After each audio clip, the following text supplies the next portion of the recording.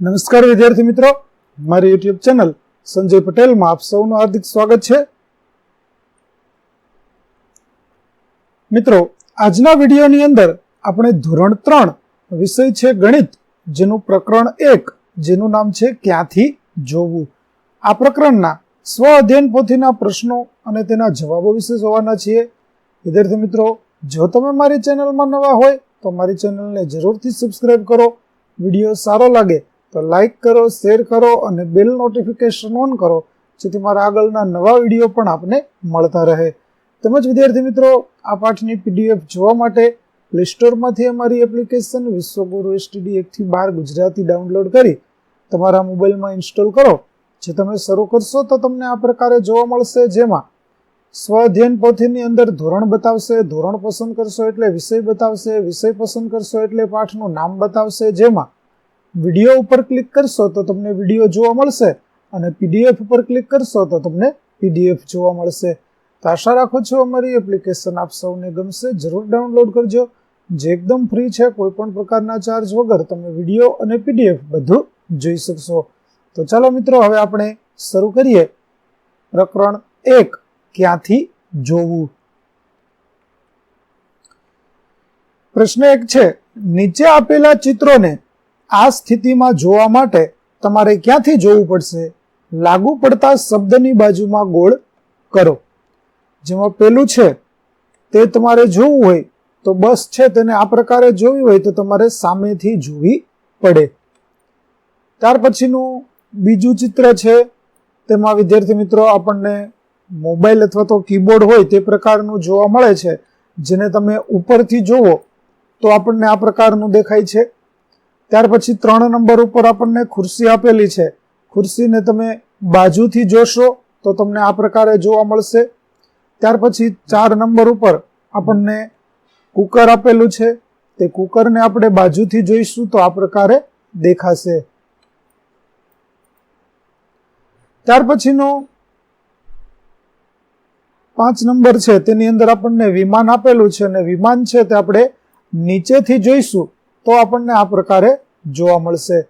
ત્યાર પછી 6 નંબર ઉપર આપણને ગુલાબ આપેલું છે, તે આપણે સામેથી જોઈશું તો અને બાજુથી જોઈશું તો પણ આ પ્રકારે દેખાશે. માટે આપણે બંને વિકલ્પો રાખી શકીએ. ત્યાર પછી 7 નંબર ઉપર પંખો છે, તેને આપણે સામેથી જોઈશું તો આ પ્રકારે જોવા મળશે. ત્યાર પછી ટેબલ છે, તેને પણ આપણે સામેથી જોઈશું તો આ પ્રકારે જોવા મળશે. ત્યાર પછી 9 નંબર ઉપર આપણને પંખો આપેલો છે, તેને નીચેથી જોઈશું તો આપણને આ પ્રકારે જોવા મળશે. ત્યાર પછી પ્રશ્ન 2, નીચે આપેલા બિંદુઓની ગોઠવણીનો ઉપયોગ કરી અને પોતાની મનપસંદ ડિઝાઇન દોરો.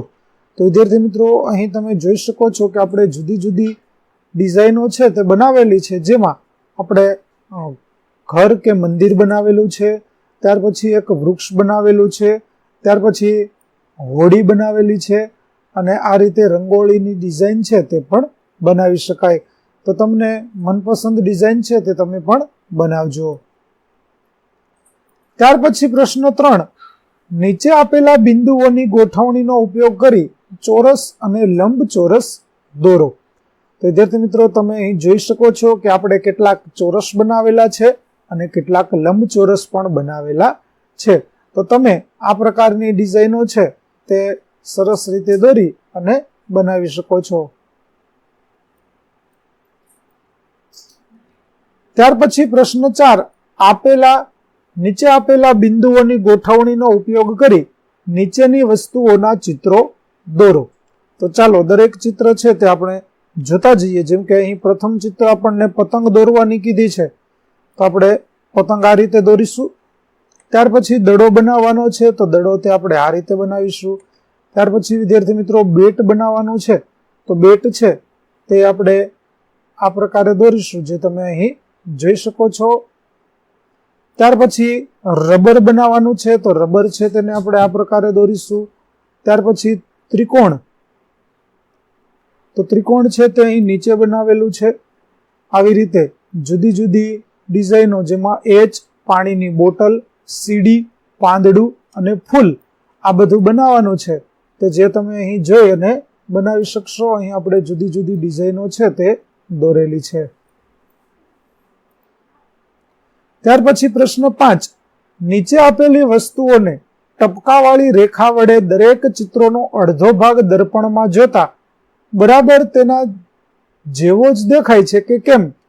જો બરાબર તેના જેવો જ દેખાય તો નીચેના ખાનામાં ખરું કરો.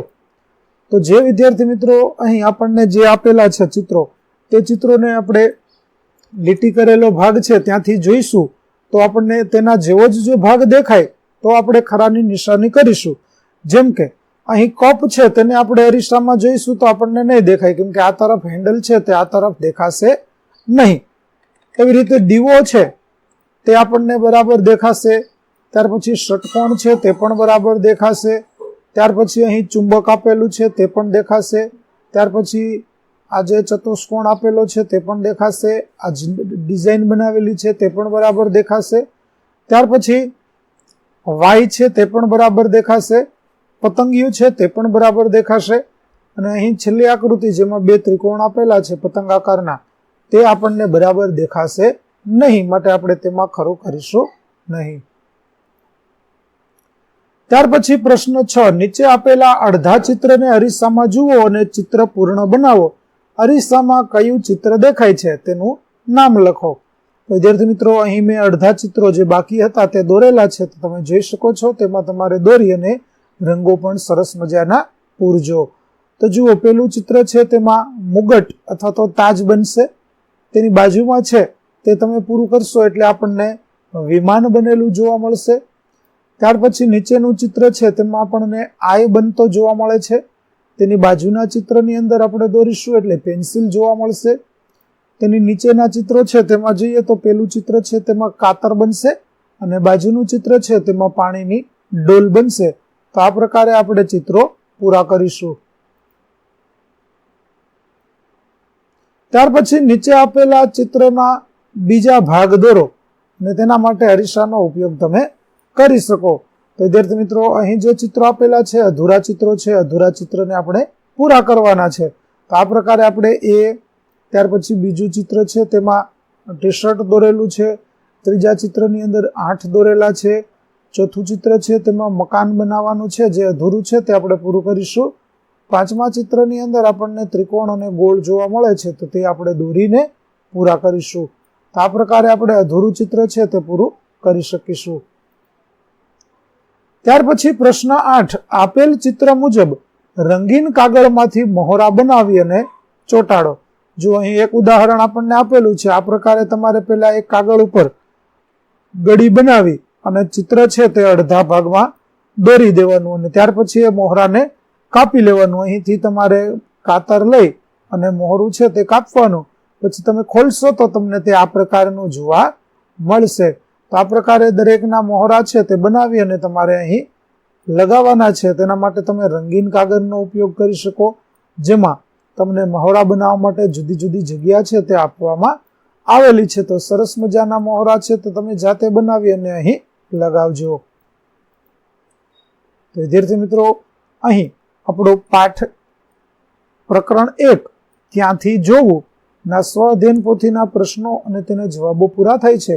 આગળના પાઠના પ્રશ્નો અને તેના જવાબો પૂરા જોવા માટે મારી ચેનલને જરૂરથી સબસ્ક્રાઇબ કરો. તેમજ PDF જોવા માટે પ્લે સ્ટોરમાંથી અમારી એપ્લિકેશન વિશ્વગુરુ STDF થી 12 ગુજરાતી ડાઉનલોડ કરી તમારા મોબાઈલમાં ઇન્સ્ટોલ કરો, જેમાં આપને ધોરણ 3 તમામ વિષયના સ્વાધ્યાય સોલ્યુશન, સ્વાધ્યાય પોથી સોલ્યુશનના વિડીયો અને PDF મળી રહેશે, જે એકદમ ફ્રી છે. કોઈ પણ પ્રકારના ચાર્જ વગર તમે વિડીયો અને PDF બંને જોઈ શકશો. તો આશા રાખો અમારી એપ્લિકેશન આપ સૌને ગમશે. જરૂરથી ડાઉનલોડ કરજો. ફરી મળીશું આપણે નવા વિડીયો સાથે. ત્યાં સુધી આવજો.